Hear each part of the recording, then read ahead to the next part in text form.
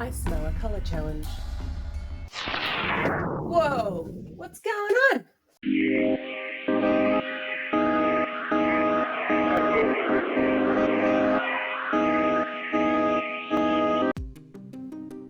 There's definitely something fishy going on. You ready to be a part of the biggest Pantone color collaboration on YouTube? Once again, the monster universe is in trouble. The Rainbow Bridge fell apart because too many artists stopped experimenting with color. And without that creativity, the magic faded. And with it, the pieces vanished.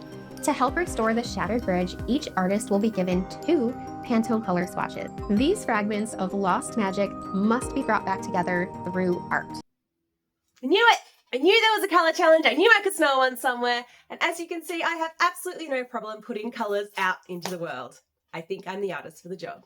So Courageous Painting has come out with this amazing Pantone colour challenge, and I am so excited to participate. Basically, we get 2 colours from the Pantone deck to use, and we either create 2 different artworks or we incorporate them into one artwork to help the bridge regain its colours.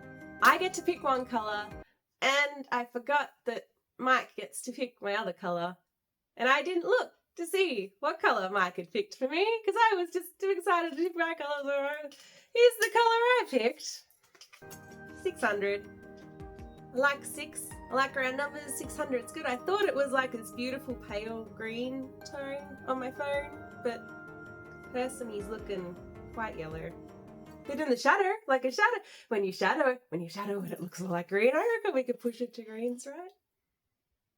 I'm in more trouble because here's what Mike picked for me. Thank you for accepting this challenge and being brave with your creativity. Mike is ready to choose your second color. Spin the wheel. There we go.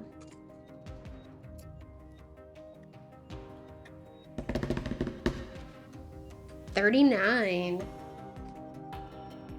Ooh, I'm so sorry. Mike, aren't we supposed to be working together to mend the Rainbow Bridge? What are you doing to me, mate? Well, it's actually not that bad.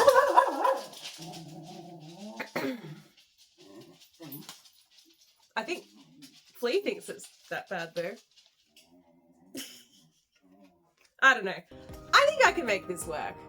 Let's think positive thoughts and get going. So when I use gouache, I really like using papers that already have a colour on them.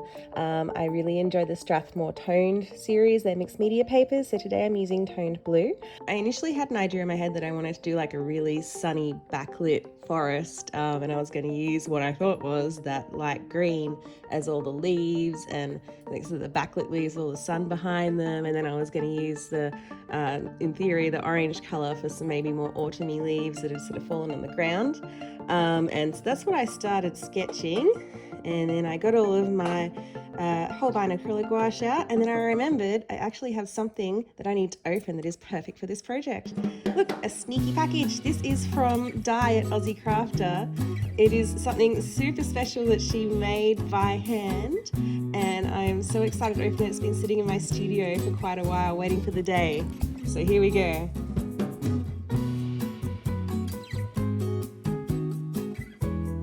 Isn't this the most stunning handmade palette you have ever seen? It's just absolutely gorgeous. I love the colors that she put on it, and it's a moon, and I love moons and stars, and I just think it's so stunning. Thank you so much, Di. I'm so excited to have a project to use this for right now.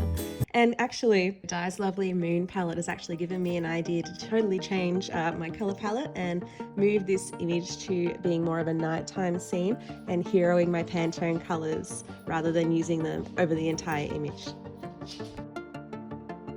Yeah, having a bit of trouble getting the paint out here. Wait for it. Ah, paint betrayal. This is actually only the beginning of the betrayal that will happen during this piece today. Am I the only one that tries desperately to put any paint that I have left over back in the tube? I don't want to waste it. So now I'm using a lovely big mop brush and I'm going to flood the entire page except for the bit that I want to keep very light. I'm adding all of these beautiful like foresty greens and blues, and as they dry on the page, they tend to lighten up a bit, so I usually do several layers. This also helps me get some really awesome textures in there, and even sometimes you can use like a little alcohol spray if you want to sort of make it extra textury as it's drying. I also have a studio hairdryer because I am incredibly impatient.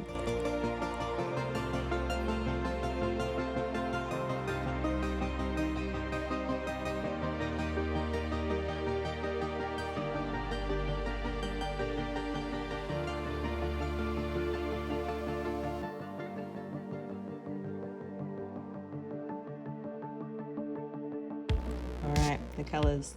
I actually discovered that cream in the acrylic gouache, it looks, in theory, identical, but we all know that tubes don't match the paint. And silly me, I forgot I had it painted on the lid, duh.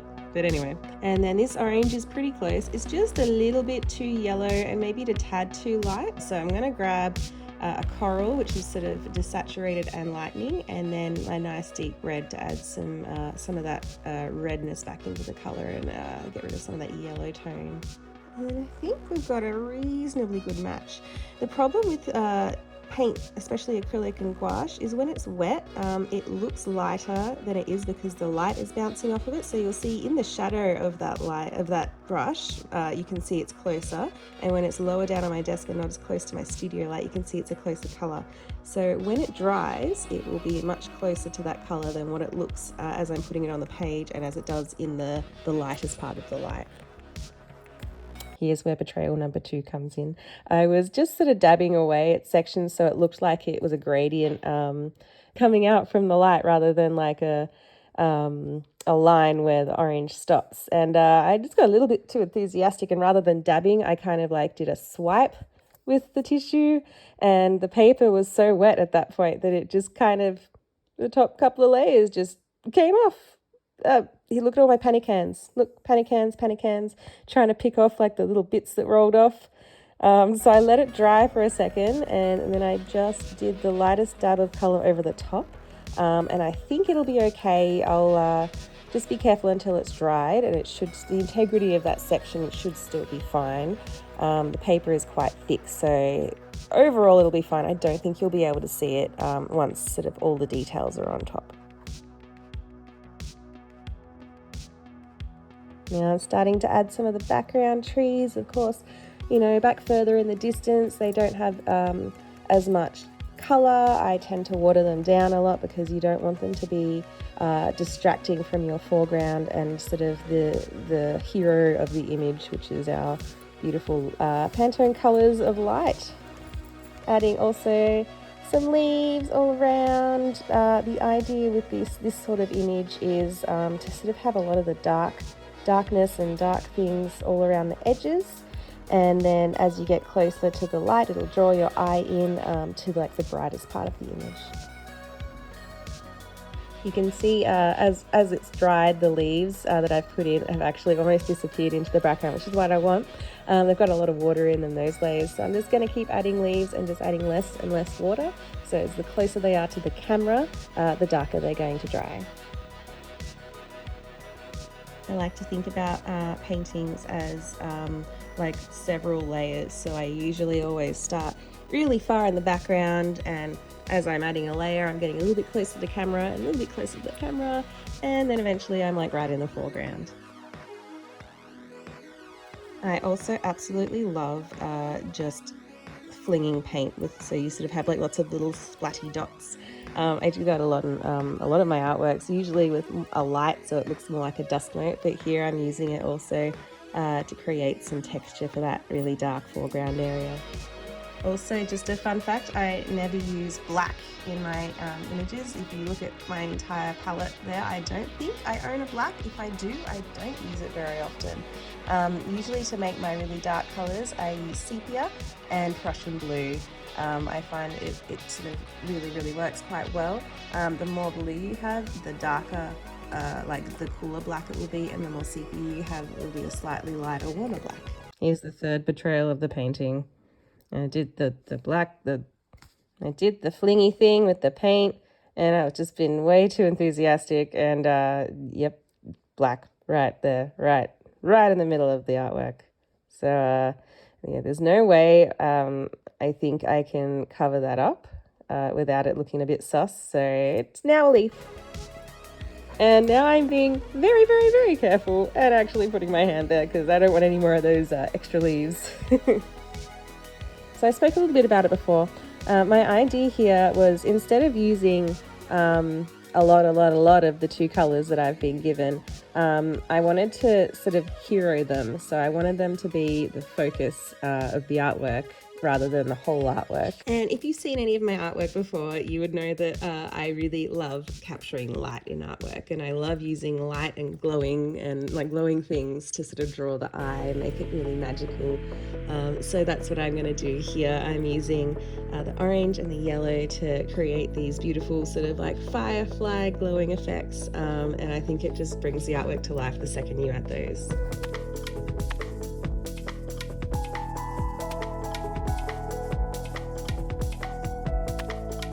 So here's the true test. Does this tube of paint actually look exactly like the Pantone colour like we thought? Not quite. It's just the tiniest bit too light. So I'm just adding a little bit of, it's like a mustard colour and some of that sort of fluoro yellow. Just the teeniest bit. And I think it's looking pretty close. And this is the most satisfying part of the painting, the really bright highlights. It's just so much fun, and I actually think I got a little bit carried away here and I put like too much. You don't want heaps because then it sort of doesn't become like the special part of painting. So once I realized I'd sort of gone a bit overboard having too much fun, I went back in with some of my darker like blues and deep tones and just covered a few of those up. I also went over some of the yellow with some of the orange just to sort of push those ones back a little bit.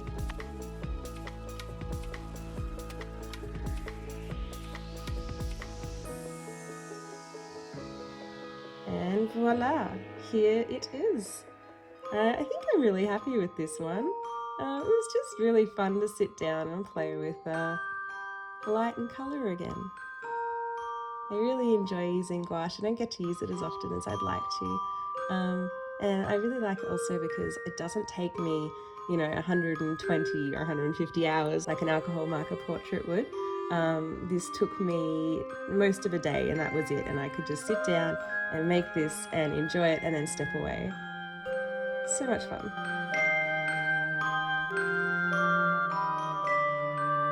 Tell me if you think I cheated or if you agree with me that heroing the colour doesn't necessarily mean you have to use lots of it. And now I get to do the fun part of this video, at least the fun part for me. I get to introduce the next artist in the collab. So in a couple of weeks, you need to head over to, drumroll, Caitlin McCaig. They are the most amazing monster creature dragon artist. I just love their colour palettes and their compositions. Go check them out. Find their channel now and watch all their videos before this one comes out. And then you'll be well prepared for what amazing thing they come up with for their Pantone colours. I also wanted to say a really big thanks to Christine at Courageous Painting for coming up with this idea and letting me join in. I had so much fun. And if you want to see any more of my artwork, you can find me here at all of these social medias. And if you want to subscribe to the channel, I'm hoping I will have time at the end of this year after this one to do. Have I got anything here? No, I don't. I've got some little sketchbooks and I'm going to pick one, and I'm hoping to do, for the last bit of the year, easy ways to fill your sketchbook. Little videos, should be good fun. Hope to see you there. So thank you so much for watching, and hopefully I'll see you next time. Bye! Oh, and again, I just wanted to say a really big thank you to Di at Aussie Crafter for making me this amazing palette. It held up very, very well during this process. Thank you, Di. Bye.